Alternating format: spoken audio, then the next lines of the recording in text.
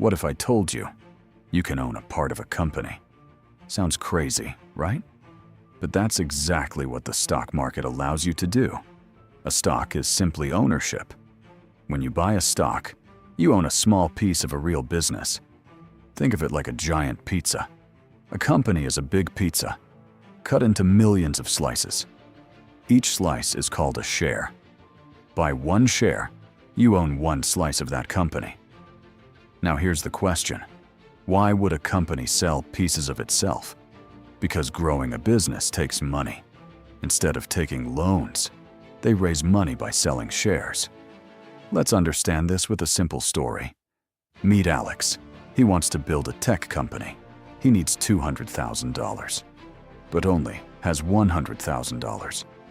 So he divides his company into 10 shares, keeps 5, and sells 5 to investors.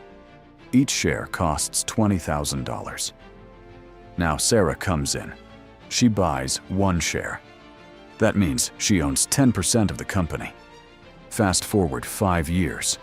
The company becomes very successful. Its value grows to $1 million. Her share, now worth $100,000. She made $80,000 profit. But here's the truth. If the company failed, her investment could drop to almost zero. That's the stock market. High reward, but real risk. Now there are 2 types of stocks, common stock and preferred stock. Common stock gives you voting rights and growth potential.